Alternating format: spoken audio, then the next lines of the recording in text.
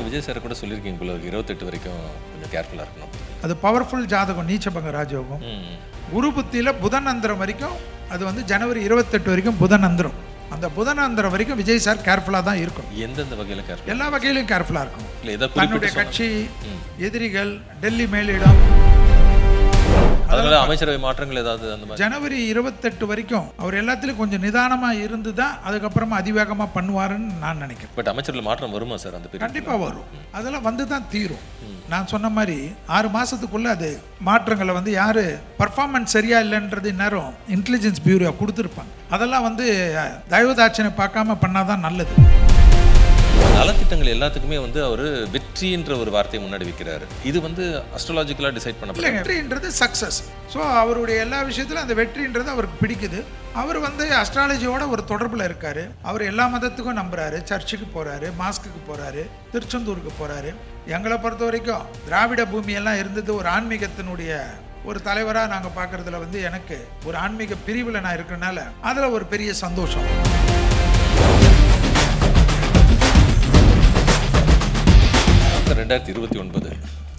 2029 வந்து மத்திய தேர்தல், பாராளுமன்றத்துக்கு உண்டான தேர்தல். அதில் வந்து இப்போ வந்து விஜய் சார் இப்போ வந்திருக்காரு. விஜய் சாருடைய ஆசை என்ன என்பது நமக்கு தெரியாது. முதலமைச்சராக வந்தவர் தான் மோடிஜியும், அதுக்கப்புறமா தான் அவர் பிரதமராக வந்தார். அதுக்கப்புறம் படிப்படியாக வந்து முன்னோக்கி டெல்லியை நோக்கி போனார். விஜய் சார் வந்து இப்போ தான் 52 வயசு ஆகுது. விஜய் சாருக்கு இந்த ஆசை வரக்கூடாதுன்னு நான் சொன்னேன்னா என்னோட ஒரு பேராசைக்காரன் எவனுமே இருக்க முடியாது. நீங்கள் வந்து அவர் சிஎம் ஆவார்னு கணிச்சிங்க இல்லையா? அவர் பிஎம் ஆவார்ன்றது நீங்க அதுதான் நான் என்ன சொல்றேன், எல்லாத்துக்கும் காலம் உண்டு. இந்த சின்ன பசங்க வருங்காலத்துல எதிர்கட்சியே இல்லாத சட்டமன்றத்தில் எங்கள் அண்ணனை முதலமைச்சராக அமர வைப்போம். ஸோ அரசியலில் வந்து எல்லாமே நடக்கும். மோடிஜி 3 முறை பிரதமராக ஆவாருன்றது யாராவது நம்பினாங்களா? எல்லாத்துக்கும் விளக்கம் உண்டு. இந்த உலகத்தில் இப்போ மோசமான காலகட்டத்தில் நம்ம இருக்கோம். அதில் வந்து குறிப்பாக பார்த்தீங்கன்னா 2028 ஜூன் மாதம் வரைக்கும் எல்லா தலைவர்களும் கவனமாக இருக்கும். நாட் விஜய் சாரை பற்றி நான் பேசுகிறேன், பொதுவாக உலகம் ஃபுல்லாக கவனமாக இருக்கும். Title sponsor GT Holidays, South India's #1 travel brand. Dr. Sri Verma's Wellness, நம்ம தலைமுறைக்கான ஆரோக்கிய பொக்கிஷம். The Chennai Silks, let the celebrations begin. Galata presents மாற்றத்தின் துவக்கம் 100 days of TVK governance. Powered by Presta. Powered by Presta. Presta always extra. Presta premium innerwear, leggings and nighties. Calls, believe in better. i5 Properties. i5 Housing and Properties. Think high, achieve high. தேடுறதை விடுங்க, தேர்வு செய்யலாம் வாங்க. Lakshmi ceramics, நம்ம shop அனைத்திலும் top. Food partner Kolathur Ram catering. Venue partner Simpson hotel. தமிழ்நாட்டில் தாவேகா அரசு ஆட்சி அமைத்து 100 நாட்களை கடந்து வெற்றியை நடை போட்டுக்கிட்டு இருக்கு. அது மட்டும் இல்லாமல் இந்த 100 நாட்களில் வந்து மக்கள் எதிர்பார்த்த மாற்றங்கள் நிறைய இருந்தது. அதில் நிறைய நடந்தும் இருக்குது. சிலது வந்து இனிமேல் நடக்கலாம். இந்த சூழ்நிலையில் இந்த 100 நாளை நீங்கள் எப்படி பார்க்குறீங்க? இல்லை எப்பவுமே ஒரு புது கவர்மெண்ட் வந்திருக்கிறச்ச என்றைக்குமே ஒரு பிரேக் ஈவெண்ட் பீரியடு மாதிரி ஒரு 6 மாதம் வந்து அவங்கள அதை செய்யலை, இதை செய்யலை, அப்படி செய்யலைன்னு நம்ம குறை சொல்கிறது வந்து சரியாக வராது. ஏன்னா கிட்டத்தட்ட 60 ஆண்டுகள் முடிஞ்ச பிறகு திராவிட கட்சிகளுடைய ஆட்சிகள்லாம் மாறின பிறகு இப்போ புது கவர்மெண்ட் வந்திருக்கு. எல்லாமே அதில் பார்த்திங்கன்னா கிட்டத்தட்ட 95% வரைக்கும் புதியவர்கள் தான். அதாவது ரூலிங் பார்ட்டியில் நான் சொல்கிறேன். எதிர்கட்சியிலெல்லாம் பழைய ஆள்கள் இருக்கலாம். ரூலிங் பார்ட்டியில் எனக்கு தெரிஞ்சு அரசியலில் இருந்தவருங்கன்னு நீங்கள் பார்த்தீங்கன்னா செங்கோட்டையன் அண்ணன் சொல்லலாம். அப்புறமா ஜேஎஸ்டி பிரபாகரன் சபாநாயகராக வழி நடத்துவரை சொல்லலாம். வேறு அத்தனை பேரும் வந்து புதிய முகங்கள் தான். அங்கே புதிய முகங்கள் இருக்கிறச்ச இப்போ வந்து எல்லாமே உட்கார்ந்துருக்காங்க. நீங்கள் வந்து பார்த்தீங்கன்னா இன்றைக்கி புது கவர்மெண்ட்டில் நிறைய விஷயங்கள் வந்து முதல்வர் வந்து மக்களுக்கு நிறைய பண்ணணுன்றதில் க்ளீனாக இருக்கார். எங்களுடைய தலைவர்களே அதை பற்றி பேசியிருக்காங்க. ஏன்னா நான் வந்து அஸ்ட்ராலஜர்ன்றதோட பாரதிய ஜனதா கட்சியில் ஒரு பிரிவில் தலைவராக இருக்கு. ஸோ முன்னெடுப்பு வந்து கரெக்டாக பண்ணணும்னு பார்க்குறாரு. மெயினாக வந்து சிஎம்டியை வந்து கொஞ்சம் நிறைய பில்டர்ஸோடலாம் நான் தொடர்பில் இருப்பேன். ஏன்னா அவங்களோட லீகல்லாம் நிறைய பார்க்குறனால பேசுகிறேன். அவங்கெல்லாம் அந்த முந்தி மாதிரி இல்லாமல் இப்போ நிறைய எங்களுக்கு ஈஸியாக இருக்குதுன்ற மாதிரிலாம் சொல்கிறாங்க. அதே போல் வந்து ஒரு முதல்வரே வந்து லஞ்சம் கொடுக்காதீங்கன்னு ஓப்பனாக பேசினது வந்து ஒரு புதிய துவக்கமாக நான் பார்க்குறேன். லஞ்சத்திற்கு வந்து நிறைய அவேர்னஸ் வந்திருக்கு இன்றைக்கி பப்ளிக்கு.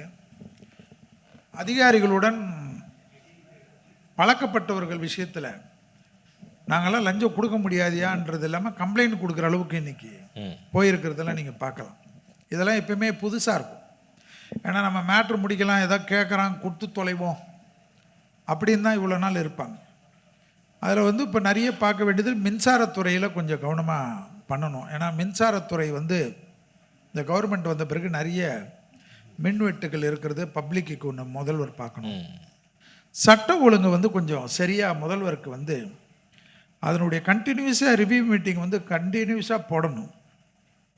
அந்த வந்து கஞ்சா போதைகள், போதை கலாச்சாரம், பெண்களுக்கு நிறைய பிரச்சனைகள் வர்றது, பெண்களுக்கு நிறைய பாதிப்புகள் இருக்கிறதுக்கெல்லாம் உடனே ஃபாஸ்ட் ட்ராக் கோர்ட் மூலிமா டக்குன்னு அதுக்கு தீர்ப்பு கொடுக்கறது.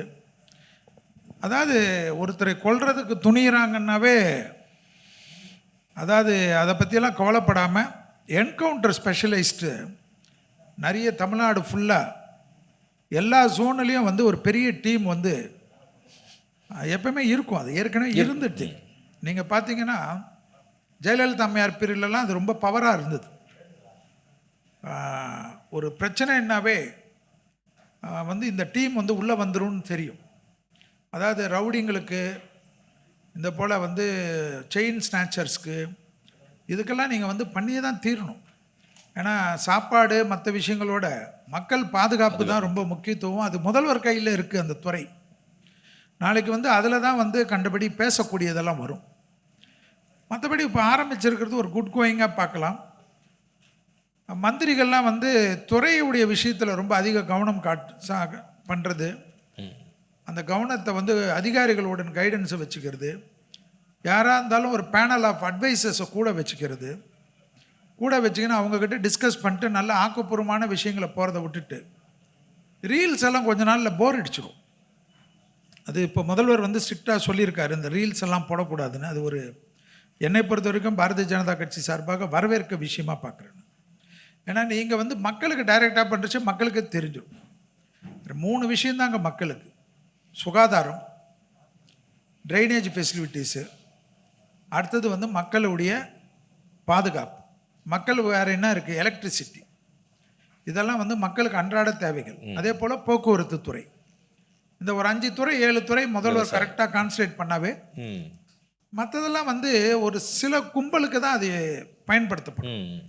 இப்போ வந்து ரோடு சீரமைப்பு இதெல்லாம் வந்து ஒரு துறையில் வந்து கரெக்டாக அந்த டெண்டர் கரெக்டாக நடக்குதான்னு பார்த்துட்டாவே அது வேலைகள் நடக்கும். 100 நாட்களுக்குள்ளே ஒரு 3 மாதம் 10 நாள் ஆயிருக்கு. அந்த குறை இந்த குறையெல்லாம் நம்ம வந்து எதிர்கட்சி மாதிரி பேசாமல், குறைகள் இருக்கலாம், அது முதல்வர் நினைத்தால் என்னை பொறுத்த வரைக்கும் மந்திரிகளுக்கு அதிகாரிகளுக்கும் கடுமையான உத்தரவுகளை போட்டு, மெயினாக எம்எல்ஏக்கள் 108 பேராக இருந்தாலும் கூட்டணி கட்சி எம்எல்ஏக்கள்லாம் இருக்காங்க. கூட்டணி மந்திரி சபை இது. கிட்டத்தட்ட 60 ஆண்டு காலத்துக்கு அப்புறம் காங்கிரஸ் வந்து மந்திரியாக உள்ளே சேர்ந்துருக்காங்க. ஸோ முதல்வர் வந்து இந்த கூட்டணி கட்சிகளுக்கெல்லாம் அவங்க சொல்கிறது நல்லது எடுத்துக்கிறது சரி, ஆனால் அவங்க மூலிமா ஆட்சி நடத்தணுன்ற மாதிரி இல்லாமல் முதல்வருடைய எப்படி மக்களுக்கு வாக்குறுதிகளை கொடுத்தாரோ அதை முன்னின்று செய்கிறது தான் வரக்கூடிய காலகட்டத்துக்கு ரொம்ப நல்லா இருக்கும். அது குட் கவர்னன்ஸ் தான் முக்கியம். அதில் சட்டம் ஒழுங்கு, மின்சாரத்துறை, ரேஷனுடைய பொருள்கள், போக்குவரத்து, மெயினாக பெண்கள் பாதுகாப்பு, எஜுகேஷன் செக்டர், சுகாதார செக்டருக்கெல்லாம் முதல்வர் ஒன்றுமே கிடையாது. டெய்லி ஒரு மாதத்துக்கு 2 ஹவர் ரிவ்யூ போட்டாவே எல்லாமே சரியாயிடும்ன்றது தான். ஏன்னா இவர்கிட்ட கொஞ்சம் அதிகாரிகள் பயப்படுறாங்க. அது ஒரு நல்ல ஒரு துவக்கமாக நான் பார்க்குறேன். சரி, இப்போ நீங்கள் சொன்ன அந்த அட்வைசஸ்லாம் ஒரு அரசியல் நோக்கோட சொல்கிறீங்களா இல்லை அஸ்ட்ராலஜிக்கலாக சொல்கிறீங்களா? இல்லை இப்போ நீங்கள் கேட்டதில் வந்து இப்போ எப்படி இருந்ததுன்னு கேட்டீங்க. இதில் நான் அஸ்ட்ராலஜியை எப்படி கொண்டு வரது? இல்லை, இப்போ நீங்கள் அட்வைசஸ் பண்ணீங்களே சார், இப்படி இருக்கணும் அப்படின்னு அந்தந்த துறையில் ஏதாவது பிரச்சனைகள்? அந்தந்த துறை அட்வைசஸ் தான். அஸ்ட்ராலஜிஸ் வந்துங்க தனிப்பட்ட முறையில் முதல்வருக்கு வந்து அஸ்ட்ராலஜி மேலே நம்பிக்கை இருந்தது. இன்றைக்கி சட்டசபையிலே அந்த விவாதம் வந்தது. ஸோ என்னை பொறுத்த வரைக்கும் அது வந்து 60 ஆண்டு காலத்தில் இல்லாத சட்டசபையில் ஜோதிடர்களை பற்றி பேசுனது இன்றைக்கி தான் முதல் முறை. இது எங்களுக்கு கிடைச்ச ஒரு அங்கீகாரமாக நான் பார்க்குறேன். முதல்வர் வந்து அந்த ஜோதிடத்துறைக்கு ஒரு மரியாதை கொடுக்கணும்னு நான் நினைக்கிறேன். ஏன்னா அவர் நம்புறதுனால அந்த ஜோதிடத்துறைக்கு உண்டான கல்விகள் கூட எல்லா எல்லா ஸ்டேட்லேயும் இருக்குது. அதே போல் வந்து அது வந்து ஒரு சயின்டிஃபிக்ன்றது எல்லா ரூபத்துலையும் எல்லாமே புரிஞ்ச ஒரு விஷயம். அஸ்ட்ரானாமி இல்லாமல் அஸ்ட்ராலஜி கிடையாது. ஸோ அஸ்ட்ரானாமி இருக்கிறச்சு இந்த அஸ்ட்ராலஜி பற்றி பெரிய விஷயம் கிடையாது. அதுக்கு தனியார் பல்கலைக்கழகங்களும் நிறைய பண்ணியிருக்கு. ஏற்கனவே கவர்மெண்ட்டில் மதுரை காமராஜர் பல்கலைக்கழகத்தில் இருந்தது. திராவிட மாய ஆட்சிகளில் வந்து அதுக்கு உடனே ஒரு எதிர்ப்பு தெரிவித்து இல்லை அப்படி இல்லாமல் ஆக்கிட்டாங்க. இதில் பிரச்சனை என்னன்னா, எல்லாரும் வந்து அஸ்ட்ராலஜிஸ் பற்றி பேசுகிறாங்க. என்னை பொறுத்த வரைக்கும் அங்கே இருக்கக்கூடிய 234 எம்எல்ஏக்களில் எனக்கு தெரிஞ்சு ஒரு 20 எம்எல்ஏ வேணும்னா அஸ்ட்ராலஜிஸ் நம்பாமல் இருக்கலாம். ஆனால் 214 பேரும் அஸ்ட்ராலஜிஸோட டைப்பில் தான் இருப்பாங்க. குறிப்பாக வந்து என்னை பொறுத்த வரைக்கும் டிவிகேவோட திராவிட முன்னேற்ற கழகமும் சரி, அனைத்து இந்த அண்ணா திராவிட முன்னேற்ற கழகமும் சரி, அஸ்ட்ராலஜிஸ் கூட நான் அந்த காலத்துலேருந்து இன்றைக்கி வரைக்கும் நான் 33 ஆண்டுகள் அஸ்ட்ராலஜியில் இருக்கேன். ஸோ எனக்கு தெரியல யாரெல்லாம் அஸ்ட்ராலஜிகள் எந்தெந்த கோயிலில் போகிறது, எந்தெந்த பரிகாரம் பண்ணுறது. ஸோ வெளியில் பேசுகிறது வேணும்னா சும்மா இருக்கலாம், அதெல்லாம் மக்கள் ஏற்றுக்க மாட்டாங்க. இன்றைக்கி ஜென்சி கிட்ஸை கிட்டத்தட்ட நீங்கள் பார்த்தீங்கன்னா எங்களோட நல்ல அஸ்ட்ராலஜர்ஸாக 95% இருக்கிறாங்க. ஸோ இன்றைக்கி ஜென்சி கிட்ஸால் தான் நாங்கள்லாம் அஸ்ட்ராலஜர்ஸ்க்கே ஒரு பெருமையாக இருக்குது. ஸோ இன்றைக்கி வந்து ஆர்டிஃபிஷியல் இன்டெலிஜென்ஸு சாட் ஜிபிடியால் நிறைய பேர் அஸ்ட்ராலஜிஸில் டீப்பாக போயின்னு இருக்காங்க. அது இல்லாமல் இன்றைக்கி ஏஏ வந்து அஸ்ட்ராலஜி சொல்லக்கூடிய லெவலுக்கு வந்தாச்சு. அதிலே நிறைய மல்டி மில்லியன் லெவலில் சம்பாதிக்கிறாங்க. ஸோ அஸ்ட்ராலஜி பற்றி இனிமேலெல்லாம் குறை சொல்கிறதெல்லாம் விட்டுட்டு அதை எப்படி ஒரு சயின்ஸாக பார்க்குறதுக்கு பார்த்தா தான் சார். ஆனால் இன்றைக்கி சட்டப்பேரவையில் அஸ்ட்ராலஜிஸ் பற்றி பேசுறது நீங்கள் பெருமையாக சொல்கிறீங்க இல்லையா? ஆனால் முதல்ல ஏன் வந்து சிஎம் சார் வந்து ஒரு அஸ்ட்ராலஜரை ஒரு ஓஎஸ்டியாக அப்பாயிண்ட் பண்ணார். ஸோ அப்போ நிறைய சர்ச்சைகள் இருந்தது. அடுத்த நாளே அவர் நீக்கப்பட்டார். ஒரு அஸ்ட்ராலஜராக நீங்கள் என்ன சார்? இல்லை, அதை நீக்கப்பட்டதுக்கு தான் நான் உங்களுதிலே கலாட்டாலே இது சொன்னேன், என் வருத்தத்தை தெரிவித்தேன். ஏன்னா இது போல் முதல்வர் வந்து இப்போ அஸ்ட்ராலஜிஸை நீக்கிறீங்க, நாளைக்கு இப்போ முதல்வர் வந்து அவர் நண்பர்களை போட்டிருக்காரு, ஓஎஸ்டியாக போட்டிருக்காரு. நான் என்ன கேட்குறேன், ஓஎஸ்டியாக போடுறதுக்கு இது வரைக்கும் கான்ஸ்டியூஷனில் இதுன்னு ஒரு வரைமுறை படுத்தியிருக்காங்களா? விதி இருக்கா? எதுவுமே கிடையாது. முதல்வருக்கு யார் நம்பிக்கையானவங்க யார் வேணுமா போடலாம். நான் என்ன கேட்குறேன், அஸ்ட்ராலஜிஸை பற்றி இவங்க பேசுகிறாங்க. அஸ்ட்ராலஜி தன்னுடைய தொழிலாக கொண்ட ஒரு பெண்மணி எம்எல்ஏயாக இருக்காங்க இன்றைக்கி. அந்த பெண்மணி வந்து ஜெயிச்சதை வந்து எந்த சட்டமும் செல்லாதுன்னு சொல்லலை. எப்படி வந்து எந்த தொழில் பண்ணுறாங்களோ, எப்படி வந்து ஒரு டிரைவர் வந்து எம்எல்ஏ ஆக முடியுமோ, ஒரு இது வந்து ஒரு சாதாரண சுகாதார ஊழியர் கூட எம்எல்ஏ ஆக முடியுமோ, மந்திரி ஆக முடியுமோ, அஸ்ட்ராலஜர்ஸுக்கு மட்டும் ஏன் ஆகக்கூடாதுன்னு ஏதாவது சட்டம் இருக்கான்னு. ஸோ முதல்வர் அது மாதிரி நான் முதல்ல இன்றைக்கி சொன்னேன். முதல்வருக்கு அப்புறமா அந்த அஸ்ட்ராலஜர்ஸ்க்கும் ஏதாவது பிரச்சனையானு எனக்கு தெரியாது. ஆனால் நான் என்னுடைய வருத்தத்தை அப்போவே தெரிவித்தேன், கலாட்டாலையும் சொன்னேன், எல்லா மீடியாலையும் சொன்னேன். அஸ்ட்ராலஜிஸ்ன்றது ஒரு படிப்பு. இப்போ நான் லாயர் தான், நான் எம்எல், எனக்கு அஸ்ட்ராலஜி பிடிக்குன்றதுனால தான் நான் படித்தேன், அதில் எம்ஏ படித்தேன் நான். ஸோ இது வந்து நீங்களும் படிக்கலாம், இப்போ இருக்கிறவங்க எல்லாருமே படிக்கலாம். எனக்கு தெரிஞ்சு இப்போ கிட்டத்தட்ட 65% சர்வே படி அஸ்ட்ராலஜிஸ் தெரியாத லேடிஸ் கிடையாது. 85% ஜென்சி கிட்ஸுக்கு அஸ்ட்ராலஜி தெரியாத சப்ஜெக்ட் கிடையாது. ஸோ இதெல்லாம் வந்து இன்றைக்கி வந்து எந்த காலத்துலேயும் வந்து நீங்கள் நீக்க முடியாது. உலகம் வந்து எந்த ஒரு போக்கு போனாலும் ஒரு நம்பிக்கை வேணும். எழுத்தாளர் பாலகுமாரன் ஐயா சொல்வார், அஸ்ட்ராலஜர் என்ன கடவுள்லாம் கிடையாது, அஸ்ட்ராலஜர்ஸ் என்பவர் இதம் சொல்பவர்கள். உங்களுக்கு கஷ்டமான காலத்தில் பயப்படாத, வழிகாட்டிகள், இந்த டைம் 3 மாதத்தில் சரியாயிடும். இப்போ நீங்கள் விஜய் சார் கூட சொல்லியிருக்கீங்க போல, 28 வரைக்கும் கொஞ்சம் கேர்ஃபுல்லாக இருக்கணும் அப்படின்னு. ஆமாம், ஜனவரி 28 வரைக்கும் நான் முதல்லேருந்து சொல்லிட்டு இருக்குது. ஏன்னா ஜோதிடம் என்பது ஒரு இன்ட்டு கொடுக்கறது. எப்படி விஜய் சார் ஜாதகம் நீச்சபங்க ராஜயோகம்னு உங்களதில் எல்லாத்துலையும் நான் சொன்னணும், பொட்டி திறக்கிறது விஜய் சாரை பற்றி உங்களுக்கு தெரியும்னு நான் சொன்னணும், விஜய் சாருடைய ஆட்டம் ஆரம்பிக்கும் புரட்டாசி பிறகு நம்ம சொன்னதோ, விஜய் சார் வீட்டில் இருந்து இறங்குறச்சோ கேர்ஃபுல்லாக இருக்கணும், அவர் கூட இருக்கவங்கள விஷயத்தில் கவனமாக இருக்கணும், கூட்டத்தில் கவனமாக இருக்கணும், நிறைய துர்மரணங்கள் விஷயத்தில் கவனமாக இருக்கணும்னு நம்ம ஏன் சொன்னோன்னா, அது பவர்ஃபுல் ஜாதகம் நீச்சபங்க ராஜயோகம், மக்கள் வசீகரிக்கக்கூடிய ஜாதகம். கோடிகளில் ஒருத்தருக்கு தான் இது போலலாம். எம்ஜிஆருக்கு இருந்தது, ஜெயலலிதா அம்மையாருக்கு இருக்குது, கலைஞருக்கு இருக்குது, இது போல் வந்து இப்போ ராஜீவ் காந்தி சாருக்கு இருந்தது, இப்போ மோடிஜிக்கு இருக்குது. இவங்கெல்லாம் பார்த்திங்கன்னா எல்லாருக்குமே இந்திரா காந்தி அம்மையாருக்கு இருந்தது, அதே போல் அறிஞர் அண்ணாவுக்கு இருந்தது. இது போல் வசீகரம் ரஜினிகாந்த் சாருக்கு இருக்குது. இதெல்லாம் நீச்சபங்க ராஜயோகம் ஜாதகம். இவங்கெல்லாம் வந்து எப்படின்னா மக்களுக்கு இவங்களுக்கு தொடர்பே இல்லைனாலும் இவங்களை மக்கள் நேசிப்பாங்க, பிடிக்கும். அதனால் வந்து அப்போ எப்படி வந்து நம்ம 10வது மாதத்தில் கலாட்டாவில் நம்ம தான் ஆரம்பிச்சது. அப்போ ஆரம்பிக்கிறச்சா வந்து யாருமே எதிர்பார்க்கல. நான் ஒரு பாரதிய ஜனதா கட்சியிலேருந்து நான் பேசுவேன்னு எதிர்பார்க்கல. விஜய் சார் எல்லாரும் அண்டர் எஸ்டிமேட் பண்ணுறீங்க, அவருடைய ஆட்டம் ஆரம்பிக்கும். அதே சமயத்தில் ஜெயிச்ச பிறகு இதே இடத்துல கேள்வி கேட்டாங்க. என்னை பொறுத்த வரைக்கும் ஜனவரி 28 வரைக்கும் அது வேறு ஒன்றுமே இல்லை, கணக்கு சிம்பிள். விஜய் சாருக்கு சுக்கிரதசை நடக்குது. சுக்கிரதசையில் இப்போ வந்து குரு புத்தி ராகு புத்தி வரைக்கும் எலெக்ஷன் இருந்தது. எலெக்ஷன் முடிஞ்ச உடனே குரு புத்தி ஸ்டார்ட் ஆயிடுச்சு. குரு புத்தியில் புதன் அந்தரம் வரைக்கும் அது வந்து ஜனவரி 28 வரைக்கும் புதன் அந்தரம். அந்த புதன் அந்தரம் வரைக்கும் விஜய் சார் கேர்ஃபுல்லாக தான் இருக்கணும். எந்தெந்த வகையில் கேர்ஃபுல்? எல்லா வகையிலும் கேர்ஃபுல்லாக இருக்கணும். தன்னுடைய கட்சி, எதிரிகள், டெல்லி மேலிடம், தன்னுடைய தேக ஆரோக்கியம், திட்டங்கள், கட்சிக்காரர்கள் பிரச்சனைகள், எம்எல்ஏக்கள் மந்திரிகளால் தொந்தரவுகள், விஜய் சார் ட்ராவலில் கேர்ஃபுல்லாக இருக்கிறது. விஜய் சார் வந்து ஹெல்த்தில் ரொம்ப அவருக்கு எப்பயுமே அது ஹெல்த் கான்சியஸ் அதிகமாக இருக்கக்கூடியவர். ஏன்னா கடகராசி கடகலக்கணம்னா ஒரு சின்ன ஹெல்த்தாக இருந்தாலும் உஷாராக இருப்பாங்க. இருந்தாலும் இந்த கிரகம் வந்து புதன்னால் அலர்ஜியால் தொந்தரவு, மன அழுத்தம் வர்றது, ஏதாவது அவர் பண்ணுறச்ச வந்து கூட்டணி கட்சிகளால் தொந்தரவு வர்றது, அதனால அமைச்சரவை மாற்றங்கள் ஏதாவது அந்த மாதிரி எல்லாமே அந்த பிப்ரவரி நீங்கள் ஜனவரி 28 வரைக்கும் அவர் எல்லாத்துலேயும் கொஞ்சம் நிதானமாக இருந்து தான் அதுக்கப்புறமா அதிவேகமாக பண்ணுவாருன்னு நான் நினைக்கிறேன். பட் அமைச்சர்கள் மாற்றம் வருமா சார்? அந்த பீரியட் கண்டிப்பாக வரும். ஏன்னா அதெல்லாம் வந்து தான் தீரும். நான் சொன்ன மாதிரி 6 மாதத்துக்குள்ளே அது மாற்றங்களை வந்து யார் பர்ஃபார்மன்ஸ் சரியா இல்லைன்றது நேரம் இன்டெலிஜென்ஸ் பியூரோ கொடுத்துருப்பாங்க. அதெல்லாம் வந்து தயவுதாட்சனை பார்க்காம பண்ணாதான் நல்லது. நீங்கள் பார்த்தீங்கன்னா விஜய் சாருடைய எண்ணம் என்ன? லஞ்சம் இல்லாத ஒரு ஆட்சி.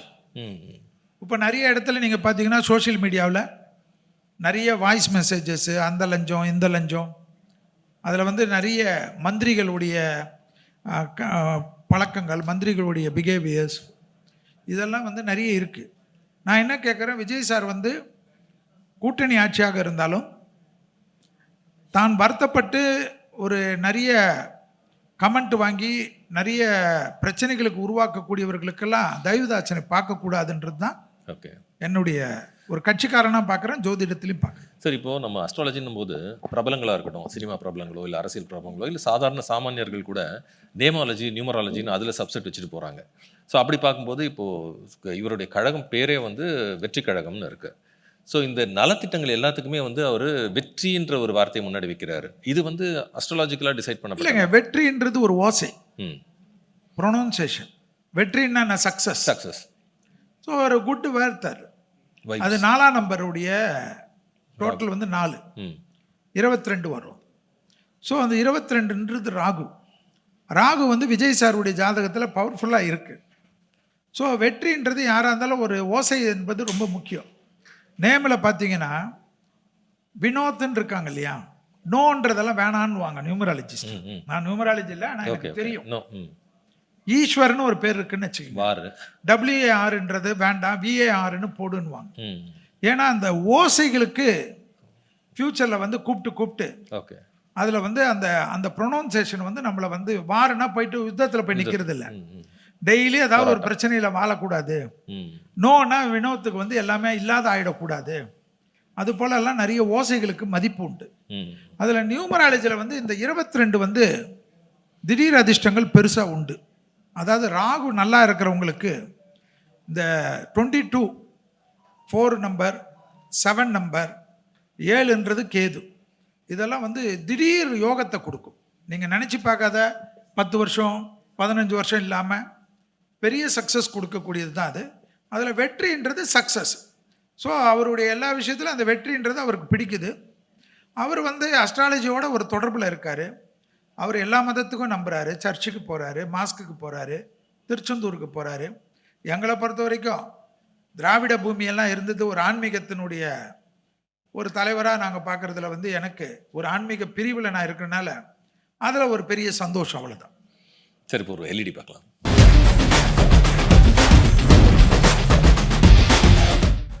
2029 2029 வந்து மத்திய தேர்தல், பாராளுமன்றத்துக்கு உண்டான தேர்தல். அதில் வந்து இப்போ வந்து விஜய் சார் இப்போ வந்திருக்காரு. விஜய் சாருடைய ஆசை என்ன என்பது நமக்கு தெரியாது. நான் என்ன கேட்குறேன், ஒருத்தர் இப்போ முதலமைச்சராக வந்திருக்காரு. முதலமைச்சராக வந்தவர் தான் மோடிஜியும் குஜராத்துடைய முதலமைச்சராக தான் இருந்தார். அதுக்கப்புறமா தான் அவர் பிரதமராக வந்தார். மோடிஜி கிட்டத்தட்ட 3 முறைக்கு மேலே குஜராத் முதலமைச்சராக இருந்தார். அதுக்கப்புறம் படிப்படியாக வந்து முன்னோக்கி டெல்லியை நோக்கி போனார். விஜய் சார் வந்து இப்போ தான் 52 வயசு ஆகுது. விஜய் சாருக்கு இந்த ஆசை வரக்கூடாதுன்னு நான் சொன்னேன்னா என்னோட ஒரு பேராசைக்காரன் எவனுமே இருக்க முடியாது. மனிதனாக பிறந்தவர்கள். நீங்கள் ஆங்கராக இருக்கீங்க. நீங்கள் வந்து ஒரு பெரிய நிறுவனத்தில் இது போல் ஒரு சேனல் ஆரம்பித்து நீங்கள் சிஓ ஆகக்கூடாதுன்னு எதுவும் ஆசைப்படக்கூடாதுன்னு இல்லை. எல்லாத்துக்கும் ஆசைப்படு பாலகுமாரான்றது தான் ஒரு வழி. ஸோ என்னை பொறுத்தவரைக்கும் அவர் எப்போ கொண்டு போவார், இந்த ஆசை எப்போ வரும்ன்றது அவர் தான் டிசைட் பட் பண்ண. உங்க கணிப்புல வந்து நீங்க டெல்லியில இருந்து பிரச்சனை வரலாம்ன்ற மாதிரி சொல்றீங்களா சார்? அது இதனால டெல்லி இருக்குமா? இல்லைங்க, நான்ன்றது டெல்லின்றது பிரச்சனைகள் இல்லைங்க. ஒரு அரசியல்னா எதிர்க்கட்சிகள் எல்லாமே. இப்போ நாங்கள் இருக்கிறோம், இவர் மந்திரி சபையில் காங்கிரஸ் இருக்குது. காங்கிரஸ் எங்களுக்கு எதிரி தானே, நீங்கள் அப்படி தானே பார்க்கணும். காங்கிரஸுக்கு நாங்கள் தானே எதிரி. ஸோ பாரதிய ஜனதா கட்சி தானே எதிரி. அவங்க வந்து எங்களுக்கு அகெயின்ஸ்டாக என்னென்ன பேச முடியுமோ இல்லை பார்ப்பாங்க. விஜய் சார் அதில் கவனமாக இருக்கணும்னு நான் சொல்கிறேன், ஒரு அரசியல்வாதியாக சொல்கிறேன்.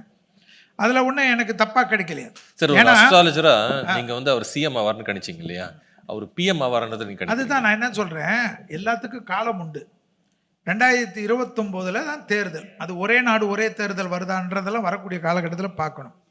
செல்வி கிட்ட ஒரே ஒரு பழக்கம்னா, நான் ஓடி ஒழிய மாட்டேன். நீங்கள் 28வது ஆண்டு இல்லைன்னா 27 இந்த குரு பயிற்சி வரும்.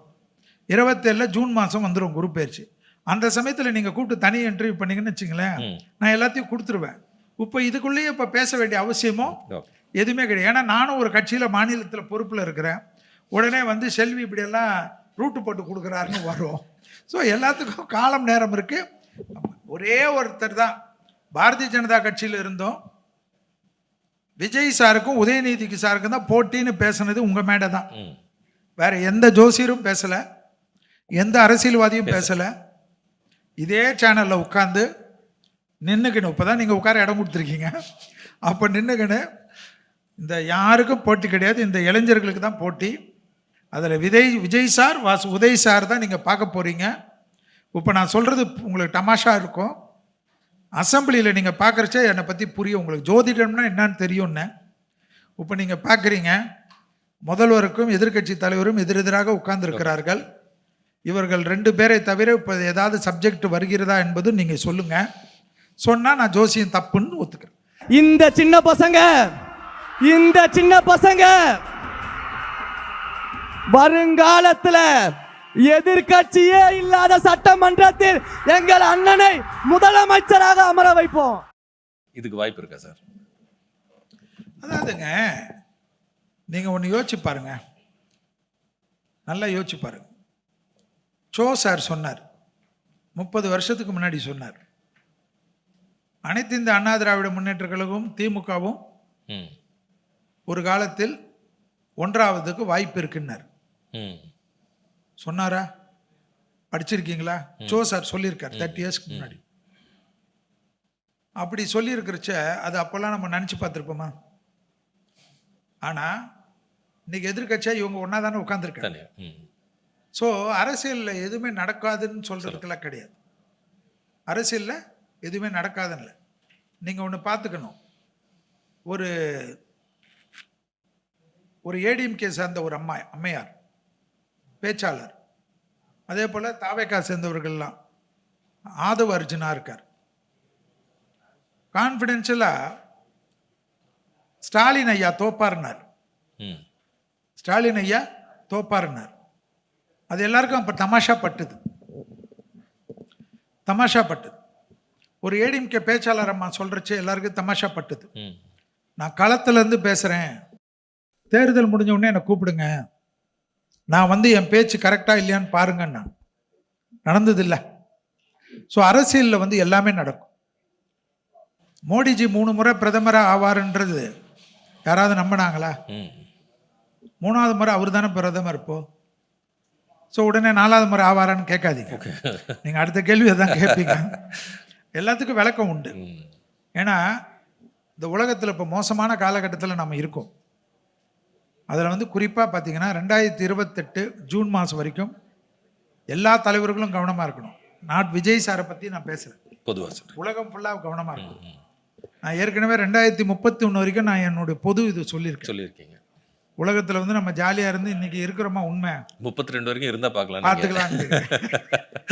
உங்ககிட்டே தான் இந்த இன்டர்வியூவில் தான் சொன்னேன், யாருக்கு என்ன நடக்கும்னு தெரியாது. ஸோ மோசமான காலகட்டத்தில் நம்ம இருக்கோம். இப்போ பராப வருடம் அடுத்த வருஷம் ஏப்ரல் மாதம் 13ஆம் தேதியோடு முடியும். முடிஞ்ச பிறகு அடுத்து வரக்கூடிய தமிழ் வருடம் முடிகிற வரையில் உலகத்துக்கு மோசம், குறிப்பாக அரசியல்வாதிகளுக்கு மோசம், இயற்கை பேரழிவுகளுக்கு மோசம், தலைவர்களுக்கு மோசம், வறட்சி, வெள்ளம், நிலநடுக்கம், பூகம்பம் சொல்லிக்கினே போகலாம். மக்கள் ரெமடியே கிடையாது. அது நமக்கு வந்து இது வரும் 60 ஆண்டுகளுக்கு ஒரு முறை வரக்கூடியது. வரதை நம்ம அனுபவிச்சு தான் தீரும். கடவுளுடைய அது அனைத்து மத பிரார்த்தனைகள் தான், அவங்க நம்பிக்கை தான். ஒரே சார், அறநிலைத்துறை முன் பின் யார் பெட்டர் நினைக்கிறீங்க? இல்லை, அறநிலைத்துறையில் ஒரே ஒரு விஷயந்தான். கிட்டத்தட்ட 4000 கோயில் வந்து சேகர் பாபு சார் இருக்கிறச்ச அது வந்து எப்படி பண்ணாலும் கும்பாபிஷேகம் பண்ணார். நான் வந்து ஒரு ஆன்மீகத்தில் இருக்கிறனால கும்பாபிஷேகம் வந்து மக்களே பண்ணாலும் அது யார் பண்ணாலும் நான் அதை வந்து நாம் அவரை மேடையில் வச்சு பேசியிருக்கேன், எங்களுடைய எதிர்கட்சியாக இருக்கிறச்ச. ஆனால் அறநிலைத்துறையில் சேகர் பாபு சார் இருக்கிறச்ச அதிகாரிகளுடைய ஆட்டம் ஓவராக இருந்தது, நினைத்து முடிக்க முடியாத அளவுக்கு இருந்து. நம்ம கம்ப்ளைண்ட் கொடுத்தா கூட ஒரு குறுநிலை மன்னர்கள் போல் அதிகாரிகள் இருந்தார். ஏன்னா நான் வந்து அந்த ஆன்மீக பேரவைக்கு தான் நான் தலைவராக இருக்கேன். ஆன்மீகத்தினுடைய மேம்பாடு பிரிவுடைய பாரதிய ஜனதா கட்சியுடைய தமிழ்நாடு தலைவர் நான். கிட்டத்தட்ட என் கீழே வந்து ஒரு 8000 பேர் எங்களுடைய நிர்வாகிகள் இருக்காங்க. இப்போ வந்து நாங்கள் எல்லா இடத்துலையும் போனால் அதிகாரிகளுக்கு இடத்துல இந்த குறை நடக்குது, இதை வந்து நீங்கள் ஆகமத்துக்கு அதிகமாக தப்பாக பண்ணுறீங்க. அதே போல் இப்போ இருக்கிற ரமேஷ் சாருக்கு சிலதெல்லாம் நாங்கள் வந்து மெயில் அனுப்பினாலும் சரி, இப்போ இருக்கக்கூடிய செக்ரட்டரியாக இருக்கக்கூடியவர்களாக இருக்கட்டும், கமிஷனராக இருக்கட்டும், HRN அதிகாரிகளுக்கெல்லாம் சொன்னால் கொஞ்சம் காது கொடுத்து கேட்குறார்கள். வெஜிலன்ஸ் வந்து கொஞ்சம் சுறுசுறுப்பாக வேலை செய்யுது. நிறைய வந்து கோயிலில் வந்து இன்னும் நிறைய பண்ணணும். 100 நாளில் நான் வந்து இப்படி பண்ண மேஜிக்கில் கூட நடக்காது. படிப்படியாக அவர்கள் 1 வருடம் 2 வருடத்தில் இந்த பழனியுடைய நில ரெஜிஸ்டர் இந்த அதெல்லாம் வந்து இப்போ ரமேஷ் சார் சமயத்தில் அது ஒரு பிளாக் மார்க்கு, அதெல்லாம் உடனே ரெக்டிஃபை பண்ணியிருக்கணும். நாங்கள்லாம் ட்வீட் போட்டோம்னா பதில் போட்டாங்க. அதெல்லாம் நாங்கள் பாசிட்டிவாக பார்க்குறோம். எங்களுடைய பாரதிய ஜனதா கட்சி தலைவர் நயினார் அவர்கள்லாம் பேசின பிறகு அதுக்கெல்லாம் உடனடியாக தெளிவுகள் பிறந்தது. என்னை பொறுத்த வரைக்கும் சேகர் பாபு சாரை வச்சு, அவர் வந்து பெரிய ஆன்மீக பக்தர், சபரிமலை ஐயப்பனுடைய தீவிர டேவோட்டி. அவர் வந்து நல்லது நிறைய பண்ணணும்னு நினச்சாலும் அதிகாரிகள் ஒத்துழைக்கலை. ஆனால் இந்த இப்போ இருக்கக்கூடிய ரமேஷ் சாருடைய பீரியடில் அதிகாரிகள் கொஞ்சம் கவனத்துடன் இருக்கிறாங்க, மக்களுக்கு கொஞ்சம் செவி சாய்க்கிறாங்க. கோயில் நிலங்கள்லாம் என்னை திறந்து இந்த 5 ஆண்டுகளில் படிப்படியாக மீட்கப்படும் என்று தான் நான் நம்புறேன். Okay, sir. Title sponsor GT Holidays, South India's #1 travel brand. Dr. Sri Verma's Wellness, நம்ம தலைமுறைக்கான ஆரோக்கிய பொக்கிஷம். The Chennai Silks, let the celebrations begin. Galata presents மாற்றத்தின் துவக்கம் 100 days of TVK governance. Powered by Presta. Powered by Presta, Presta always extra, Presta premium innerwear, leggings and nighties. Calls, believe in better. i5 Properties. i5 Housing and Properties. Think high, achieve high. தேடுறத விடுங்க, தேர்வு செய்யலாம் வாங்க. Lakshmi ceramics, நம்ம shop அனைத்திலும் top. Food partner Kolathur Ram catering. Venue partner Simpson hotel.